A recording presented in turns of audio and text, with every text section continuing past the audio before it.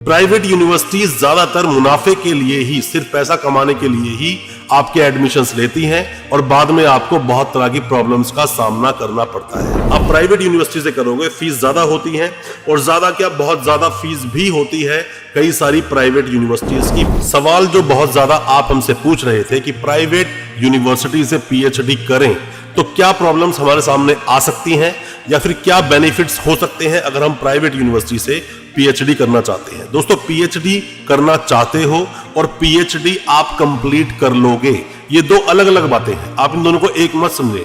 Private universities ज्यादातर मुनाफे के लिए ही, सिर्फ पैसा कमाने के लिए ही आपके एडमिशन्स लेती हैं और बाद में आपको बहुत तरह की प्रॉब्लम्स का सामना करना पड़ता है। मैं आज बहुत कुछ बताऊंगा प्राइवेट यूनिवर्सिटीज के बारे में और मेरा ये मानना है कि इस वीडियो के बाद में जितने भी तरह के सवाल आपके दिल में हैं कि आपको प्राइवेट यूनिवर्सिटी से पीएचडी करनी चाहिए या नहीं, ज्यादा कुछ जानने के लिए दोस्तों बने रहिए हमारे इस वीडियो के साथ। दोस्तों, आप में से कोई भी, जो भी कोई इस वीडियो को देख रहा है, आप पीएचडी के बारे में कोई भी जानकारी चाहते हैं, एडमिशन लेना चाहते हैं या फिर जानना चाहते हैं किसी भी यूनिवर्सिटी के बारे में या बेस्ट यूनिवर्सिटी के बारे में, और जब भी आप हमें व्हाट्सएप करते हैं तो याद रहे कि 5 चीजें हमें जरूर लिखकर भेजें एक ही मैसेज में। सबसे पहले अपना नाम लिखें, आप कहां से हैं ये भी लिखें, मास्टर्स में कितने % आपके मार्क्स आए हैं और पीएचडी किस सब्जेक्ट में आप करना चाहते हैं, साथ में ही अपना फोन नंबर मेंशन जरूर करें। ये 5 चीजें आप अगर हम भेजेंगे तो हम इजीली आपको बता पाएंगे आपकी बेस्ट यूनिवर्सिटी के बारे में, किस यूनिवर्सिटी में आप एडमिशन लेना चाहते हैं उसके बारे में भी आपको बताएंगे, और साथ ही आपके सभी तरह के सवालों के जवाब भी आपको मिलेंगे और आपके एडमिशन लेने में हम आपकी मदद बिल्कुल कर सकते हैं। दोस्तों, पीएचडी करना बहुत सारे स्टूडेंट्स का अरमान होता है कि वो पीएचडी कंप्लीट करें और अपने नाम के आगे डॉक्टर लगाएं। डॉक्टर प्रीफिक्स लग जाता है नाम के आगे जब कोई पीएचडी कंप्लीट कर लेता है। बट यहाँ पर बहुत सारी प्रॉब्लम्स खड़ी होती हैं जब आप प्राइवेट यूनिवर्सिटी की तरफ रुख करते हैं और आपको प्राइवेट यूनिवर्सिटी की तरफ रुख करना पड़ता है। आप चाहते नहीं हो, क्योंकि ज्यादातर स्टूडेंट्स का गवर्नमेंट यूनिवर्सिटीज में नाम आता ही नहीं है, और या फिर जो उनकी लेंथी प्रोसीडिंग है या फिर थोड़ा टफनेस जो होती है पीएचडी कंप्लीट करने में, उन चीजों से आप बचते हैं या फिर आप उतने ब्रिलियंट स्टूडेंट नहीं होते हैं। इन्हीं चीजों का फायदा उठाती है प्राइवेट यूनिवर्सिटी। प्राइवेट यूनिवर्सिटी से आप अगर एडमिशन लेना चाहते हैं, कुछ बातों का आपको विशेष रूप से ध्यान रखना चाहिए। सबसे पहली बात तो आप ये समझ दोस्तों कि फीस में तो डिफरेंस होता ही है। आप प्राइवेट यूनिवर्सिटी से करोगे, फीस ज्यादा होती है और ज्यादा क्या, बहुत ज्यादा फीस भी होती है कई सारी प्राइवेट यूनिवर्सिटीज की। बट आपका बजट स्टार्ट होना चाहिए कम से कम 2.5 लाख रुपए से।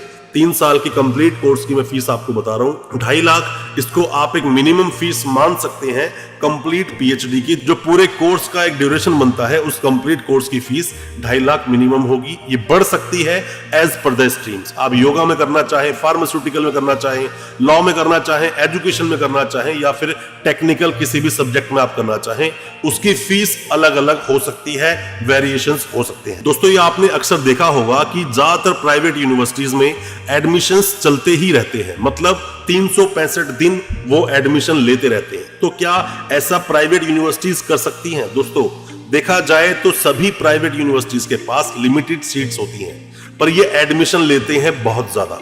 आप कुछ इस तरह समझिए कि मान लीजिए किसी भी यूनिवर्सिटी ने 1000 टोटल एडमिशन लिए पीएचडी में जब भी इन्होंने अपना एंट्रेंस कंडक्ट करवाया। हालांकि उतने गाइड इनके पास होते नहीं है। अब आपने एडमिशन ले लिया तो एडमिशन करने के बाद पहले ही साल में काफी सारे स्टूडेंट्स ड्रॉप आउट हो जाते हैं, मतलब कि वो अब पीएचडी को कंटिन्यू करना नहीं चाहते या वो कर नहीं पा रहे हैं। पहले साल में काफी सारे ड्रॉप आउट हो जाते हैं। सेकेंड ईयर तक जो लोग पहुंचते हैं, रिसर्च वर्क इतना टफ कर देते हैं ये प्राइवेट यूनिवर्सिटी वाले उनके लिए, और गाइड भी पूरी तरह से उनको सपोर्ट नहीं करता, मदद नहीं करता, जिसकी वजह से उनका भी कुछ दिल खट्टा सा हो जाता है और वो लोग भी इस कोर्स को आगे कंप्लीट करना नहीं चाहते, और जो फीस दे दी है वो फीस इनकी डूब जाती है। और जितने स्टूडेंट्स आगे तक पहुंच पाते हैं अच्छे से रिसर्च करके और आगे तक पहुंचते हैं, तो भी उनको इजीली डिग्री अवार्ड नहीं होती, और अगर अवार्ड का नंबर आ भी गया, कॉन्वोकेशन हो भी गया, तो वहां से पहले तो इन लोगों को मिलती है सिर्फ प्रोविजनल डिग्री। और काफी सारे स्टूडेंट्स सिर्फ प्रोविजनल डिग्री के ऊपर ही अपने आप को डिपेंड रखते हैं, और ये यूनिवर्सिटीज ओरिजिनल डिग्री जो होती है, मेन डिग्री जो होती है, वो इनको अवार्ड टाइम से करती नहीं है। बहुत सारे ऐसे कंसल्टेंट जिन कंसल्टेंट्स के द्वारा आपने एडमिशन लिया, काफी कंसल्टेंट्स को तो खुद यूनिवर्सिटी कुछ समझती नहीं, एडमिशन तो ले लिया, जब तक जरूरत थी तब तक ठीक था, एडमिशन लेने के बाद में खुद कंसल्टेंट की ही इंसल्ट करना या फिर गलत तरीके से उनकी बेइज्जती करना शुरू कर देते हैं स्टूडेंट के सामने। और स्टूडेंट को क्योंकि कंसल्टेंट सही तरीके से चला रहा होता है, उनको बता रहा होता है कि कब फीस देनी है कब नहीं और किस तरह से आप पूरी प्रोसीडिंग को करें, और काफी सारे स्टूडेंट्स अपने कंसल्टेंट को ही ओवरटेक करके आगे बढ़ते हैं और बाद में प्रॉब्लम होती है, उनके साथ हेल्पिंग हैंड कोई नहीं होता।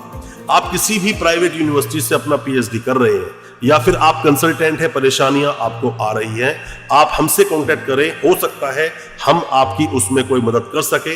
बट सभी स्टूडेंट्स को एक हेल्पिंग हैंड की जरूरत पड़ती है, क्योंकि पीएचडी में बहुत सारी चीजें होती हैं जो टाइम टाइम करनी होती हैं, बहुत सारे अपडेट्स होते हैं जो आप तक नहीं पहुंच पाते हैं, और सही तरह से यूनिवर्सिटी के बारे में डिटेल में आपका कंसल्टेंट ही जानता है। तो बेहतर होगा कि आप उससे सब चीजों की इंफॉर्मेशन टाइम टू टाइम लेते रहें।